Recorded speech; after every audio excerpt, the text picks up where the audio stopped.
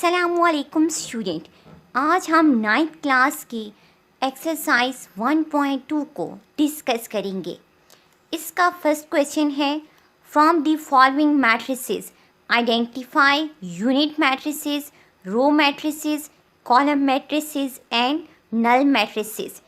क्या कि ये जो हमें मैट्रिसेस गिवन हैं इसमें से हमने आइडेंटिफाई करना है, शनाख्त करनी है, अलहदा करने हैं यूनिट मैट्रिसेस को। अब स्टूडेंट, यूनिट मैट्रिसेस क्या होता है? यूनिट या फिर आइडेंटिटी मैट्रिक्स, ऐसा मैट्रिक्स जिसकी डायगोनल की एंट्री सारी 1 होती हैं और दूसरी एंट्रीज क्या होती हैं? 0 होती हैं। कैसे स्टूडेंट? फॉर एग्जांपल ये डायगोनल की एंट्रीज क्या, ये इनको क्या बोलते हैं? डायगोनल की एंट्रीज 1 होंगी और दूसरी एंट्रीज क्या होंगी? 0। तो ये क्या कहलाएगा? यूनिट मैट्रिक्स कहलाएगा। नेक्स्ट आता है रो मैट्रिसेस। रो मैट्रिसेस ऐसे मैट्रिसेस या ऐसा मैट्रिक्स जिसमें सिर्फ एक ही रो हो, जिसमें क्या हो? सिर्फ एक ही रो हो। कॉलम एक से ज़्यादा हो सकते हैं लेकिन रो ही क्या होगी? एक होगी। नेक्स्ट में है कॉलम मैट्रिसेस। सेम क्लास के कॉलम मैट्रिक्स का मतलब क्या? जिसमें सिर्फ एक ही कॉलम होगा। फॉर एग्जांपल ये, तो हमने क्या करना है? And null matrices. नल या फिर ज़ीरो मैट्रिक्स कौन सा था? ऐसा मैट्रिक्स जिसके तमाम एलिमेंट्स या जिसकी तमाम एंट्रीज क्या होती हैं? 0 होती हैं। तो स्टूडेंट, हम इन सारे मैट्रिसेस को देखते हैं। नंबर 1 मैट्रिक्स को देखें। A इज़ इक्वल टू क्या है? इसकी हर एंट्री, हर एलिमेंट 0 है। तो ये कौन सा मैट्रिक्स कहलाएगा? ये कहलाएगा नल मैट्रिक्स। इसके बाद सेकंड है B इज़ इक्वल टू 2, 3, 4। अब स्टूडेंट आप देख सकते हैं इसमें सिर्फ एक ही रो है, इसमें हॉरिजेंटल जो एंट्रीज हैं वो सिर्फ एक ही हैं। तो इसका मतलब है ये क्या कहलाएगा? रो मैट्रिक्स कहलाएगा। नेक्स्ट वाला स्टूडेंट देखें, इसमें सिर्फ एक ही कॉलम है, तो ये क्या कहलाएगा? कॉलम मैट्रिक्स कहलाएगा। नेक्स्ट वाला student D is equal to 1, 0, 0, 1। अब देख सकते हैं इसकी डायगोनल की एंट्रीज क्या हैं? 1, 1 है और दूसरी एंट्री 0 है। तो ये क्या कहलाएगा? Unit or identity matrix. Next वाला E इज़ इक्वल टू 0, तो इसकी एक ही एंट्री है और वो क्या है? 0। तो ये क्या कहलाएगा? नल मैट्रिक्स कहलाएगा। Next F is equal to, आप देख सकते हैं इसमें एक ही कॉलम है, तो ये क्या कहलाएगा? कॉलम मैट्रिक्स कहलाएगा। तो स्टूडेंट, ये क्वेश्चन हमने सॉल्व कर लिया। अब हम चलते हैं नेक्स्ट क्वेश्चन पे। नेक्स्ट क्वेश्चन है student, from the following matrices the gel matrices से आइडेंटिफाई, शनाख्त करें स्क्वायर मैट्रिसेस, स्क्वायर मैट्रिसेस की, रेक्टेंगुलर मैट्रिसेस, रेक्टेंगुलर मैट्रिसेस की, रो मैट्रिसेस की, column matrices, identity matrices and null matrices. Student, square matrices क्या थे? Square matrix के बारे में हमने पढ़ा, एक ऐसा मैट्रिक्स, ठीक है, जिसमें number of rows is equal to क्या होती हैं? नंबर ऑफ कॉलम होती हैं। मतलब जितनी रोज़ हैं, ठीक है, इतनी ही हमारे पास क्या है? कॉलम हैं। अब आप देख सकते हैं इसमें 2 रोज़ हैं और 2 ही कॉलम हैं। तो रोज़ और कॉलम की तादाद स्क्वायर मैट्रिसेस में इक्वल होती है। रेक्टेंगुलर मैट्रिसेस के बारे में हमने क्या पढ़ा कि ऐसा मैट्रिसेस जिसमें number of rows is not equal to number of column होते हैं। मतलब जिसमें रोज़ की तादाद कॉलम की तादाद के इक्वल या बराबर नहीं होती। जैसे स्टूडेंट हमारे पास ये है, अब आप देख सकते हैं इसमें 2 रोज़ हैं और कितने कॉलम हैं? 3 कॉलम हैं। तो ये क्या होगा? रेक्टेंगुलर मैट्रिक्स होगा। रो मैट्रिसेस क्या? ऐसे मैट्रिसेस जिसमें एक ही रो होती है। कॉलम मैट्रिसेस जिसमें एक ही कॉलम होता है।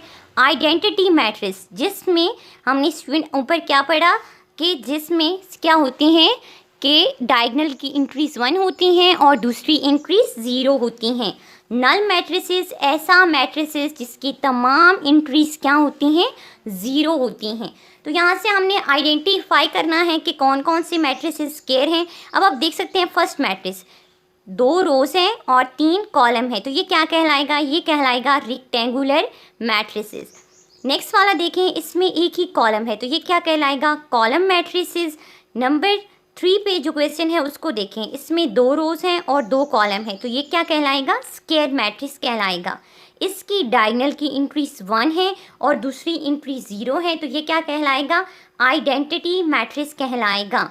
नेक्स्ट वाले को देखें, इसमें 2 कॉलम है और 3 रोज़ हैं, तो इसमें रोज़ की तादाद कॉलम की तादाद के बराबर नहीं है, तो ये रेक्टेंगुलर मैट्रिक्स कहलाएगा। इसको 6 को देखें, इसमें सिर्फ एक ही रो है, तो ये क्या कहलाएगा? रो मैट्रिक्स कहलाएगा। नेक्स्ट वाला 7, इसमें क्या है कि सिर्फ एक ही हमारे पास क्या है? एक ही कॉलम है, तो ये क्या कहलाएगा? कॉलम मैट्रिक्स कहलाएगा। नेक्स्ट वाला 8 है, आप देख सकते हैं इसमें 3 रोज़ हैं और 3 कॉलम है, तो ये इसमें रोज़ की तादाद कॉलम की तादाद के बराबर है, तो ये स्क्वायर मैट्रिक्स कहलाएगा। इसके बाद जो 9 है, आप देखें इसकी हर एंट्री हर एलिमेंट 0 है, तो ये नल मैट्रिक्स कहलाएगा। इसके बाद क्वेश्चन है क्वेश्चन नंबर 3 स्टूडेंट, हम इसको सॉल्व करते हैं। From the following matrices, identify diagonal, scalar and unit are identity matrices। क्या कहते हैं कि दर्जल मैट्रिसेस से आप आइडेंटिफाई करें, शनाख्त करें। डायगोनल एक ऐसा मैट्रिक्स हम पढ़ चुके हैं जिसमें जो डायगोनल की इंट्रीज हैं, ये वाली स्टूडेंट जो इंट्रीज होती हैं, इनमें से कम एक नॉन ज़ीरो हो, ठीक है, और दूसरी इंट्रीज क्या हो? ज़ीरो हो। जैसे ये हो गई। अब आप देख सकते हैं ये एक डायगोनल की जो इंट्रीज है इसकी नॉन ज़ीरो है और दूसरी इंट्रीज क्या है? ज़ीरो है, तो ये एक डायगोनल है।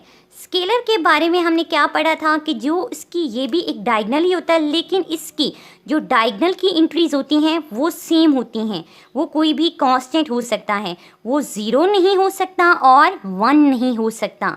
और अगर डायगोनल की इंट्रीज सारी 1 हो गई, ठीक है, डायगोनल की इंट्रीज 1 1 आ गई, तो वो क्या बन जाएगा? आइडेंटिटी और यूनिट मैट्रिक्स बन जाएगा। स्टूडेंट फर्स्ट को देखते हैं, ए इज़ इक्वल टू, अब आप देख सकते हैं इसकी डायगोनल की जो इंट्रीज हैं वो 4 4 हैं और दूसरी इंट्रीज 0 हैं, तो ये इसकी डायगोनल की इंट्रीज सेम है, तो ये क्या कहलाएगा? स्केलर कहलाएगा।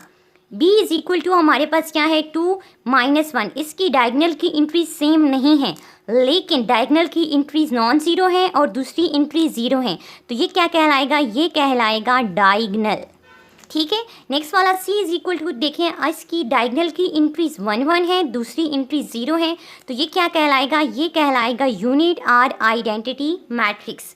नेक्स्ट वाला देखें d इज़ इक्वल टू, अब ये देख सकते हैं स्टूडेंट इसकी जो डायगोनल की इंट्री है एक तो 3 है और एक 0 है, कम से कम एक इंट्री नॉन ज़ीरो हो डायगोनल की, तो वो क्या कहलाता है?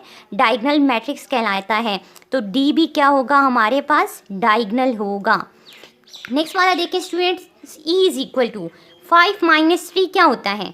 5 - 3 करेंगे तो क्या आएगा हमारे पास? 2। नेक्स्ट वाली 0 एंट्री, फिर ये भी 0, 1 + 1 करेंगे तो क्या आएगा? 2। अब आप देख सकते हैं इसकी जो डायगोनल की इंट्रीज हैं वो सेम हैं, तो अगर सेम होंगी तो वो क्या कहलाएगा? स्केलर मैट्रिक्स कहलाएगा, तो ये क्या होगा? स्केलर मैट्रिक्स होगा। इसके बाद आता है स्टूडेंट हमारे पास 4th question, find negative of matrices A B C D and E when।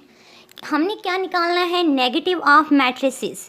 Negative of matrices का मतलब क्या कि ये जो मैट्रिसेस हमें गिवन है A B C D and E, इनका नेगेटिव मैट्रिक्स निकालना है।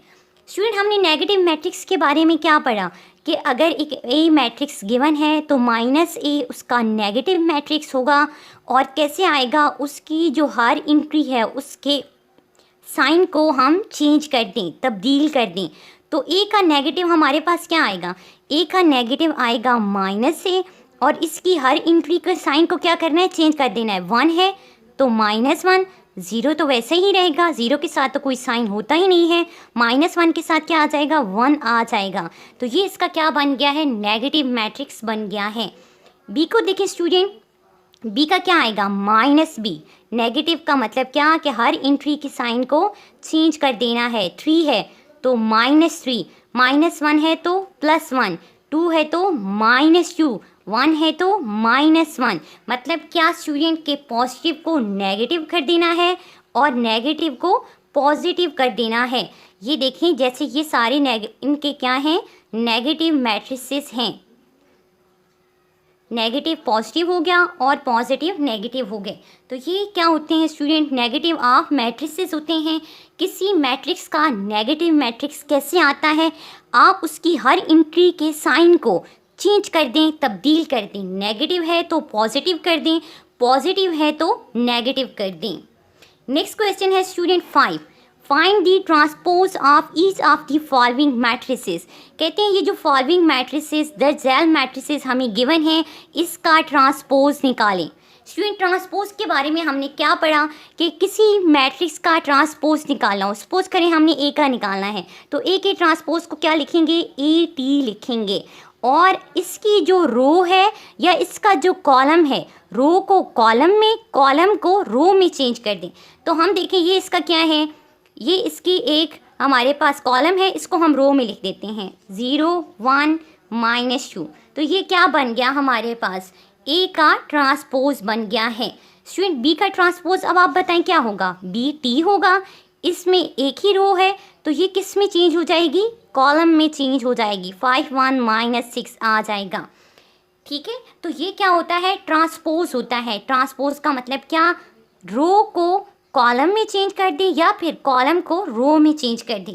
जैसे स्टूडेंट सी है, अब सी का हमारे पास ट्रांसपोज क्या आएगा, सी टी आएगा। और कैसे लिखेंगे, ये फर्स्ट रो है ना, ठीक है, ये हमारे पास फर्स्ट रो है, हम इसको किस में चेंज कर देते हैं, कॉलम में चेंज कर देते हैं। 1 2 आ गया। सेकंड रो क्या है, 2 -1 2 -1, ये भी कॉलम में चेंज। नेक्स्ट वाली क्या है 3 0, ये आ गए 3 0। ये अब हमारे पास क्या आ गया, सी का ट्रांसपोज आ गया है। सारे क्वेश्चन स्टूडेंट ऐसे ही आपने सॉल्व करने हैं। ठीक है, रो को कॉलम में चेंज कर देना है या फिर कॉलम को आपने रो में चेंज कर देना है, एक ही बात है। नेक्स्ट क्वेश्चन है क्वेश्चन नंबर 6, इंपॉर्टेंट है स्टूडेंट। इसको find that if A is equal to 1 2 0 1, B is equal to 1 1 2 0, then A transpose of whole transpose is equal to A, B transpose of whole transpose is equal to B। हमने क्या करना है student, ए भी हमें matrix given है, B भी given है। पहले ए का ट्रांसपोज लेंगे और दोबारा फिर ट्रांसपोज का ट्रांसपोज लेंगे तो वो इक्वल टू ए आएगा। बी का ट्रांसपोज लेंगे और फिर दोबारा से ट्रांसपोज का ट्रांसपोज लेंगे तो वो इक्वल टू बी आएगा। स्टूडेंट ये एमसीक्यूज़ के लिहाज से भी इम्पॉर्टेंट है, तो आपको पता होना चाहिए कि किसी मैट्रिक्स का अगर ट्रांसपोज लें और ट्रांसपोज का दोबारा फिर ट्रांसपोज लें तो वो इक्वल टू ए आता है। अब हम इसको सॉल्व करके देखते हैं स्टूडेंट। फर्स्ट वाला क्या कहता है कि हमने क्या प्रूव करना है, ए का transpose of whole transpose is equal to क्या है, ए है। ठीक है, और ए हमारे पास क्या गिवन है, ए इज इक्वल टू हमारे पास गिवन है, एक मिनट स्टूडेंट,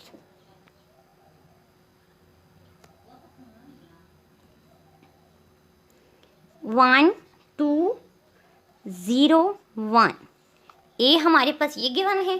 अब हम इसका ट्रांसपोज लेते हैं। ट्रांसपोज का मतलब क्या स्टूडेंट, कि रो को कॉलम में या कॉलम को रो में चेंज कर दें। तो हम रो को कॉलम में चेंज करें तो 1 2 आता है और 0 1, ये हमारे पास क्या आ गया, ए ट्रांसपोज आ गया है। इसका दोबारा से हम फिर ट्रांसपोज लेते हैं, ए ट्रांसपोज का होल ट्रांसपोज, फिर दोबारा से इसका अब हमने ट्रांसपोज लेना है। तो क्या आएगा स्टूडेंट, 1 0, रो को कॉलम में चेंज कर देना है 2 1। अब आप देख सकते हैं स्टूडेंट ये किसकी इक्वल आया है, ए मैट्रिक्स की इक्वल आया है। आप देख सकते हैं सेम इंक्रीज आए हैं, तो ये इक्वल टू क्या आ गया है, ए आ गया है। ठीक है, हमने प्रूव कर दिया। क्या प्रूव किया है कि ए ट्रांसपोज का whole transpose is equal to क्या आता है, ए आता है। नेक्स्ट कोई है जो इसका पार्ट सेकंड है वो हम प्रूव करते हैं, और वो पार्ट हमारे पास क्या है, नेक्स्ट वाला पार्ट क्या है, बी ट्रांसपोज का whole transpose is equal to क्या है, बी है। पहले बी मैट्रिक्स हमारे पास किसके इक्वल है स्टूडेंट, क्या गिवन है, 1 1 2 0, ये गिवन है। अब बी का हम क्या लेते हैं, ट्रांसपोज लेते हैं, मतलब इसकी रोज को किस में चेंज कर देते हैं, कॉलम में चेंज कर देते हैं, या फिर कॉलम को आप किस में चेंज कर दें, रो में चेंज कर दें। ये बी ट्रांसपोज ले लिया, बी ट्रांसपोज का होल ट्रांसपोज मतलब ट्रांसपोज का दोबारा से क्या लेना है, ट्रांसपोज लेना है। तो ये जो रो है इसको किस में चेंज करेंगे, कॉलम में। 1 2 आ गया, ये एक रो को फिर किस में चेंज करेंगे, कॉलम में चेंज करेंगे। अब आप देख सकते हैं स्टूडेंट, ये जो बी ट्रांसपोज का होल ट्रांसपोज हमने लिया है ये किसकी इक्वल आया, इक्वल टू बी आया है। क्योंकि देख सकते हैं सारी एंट्रीज क्या हैं, सेम है, तो हम कह सकते हैं ये इक्वल टू क्या है, बी है। तो B transpose of whole transpose is equal to क्या आ गया, बी आ गया है।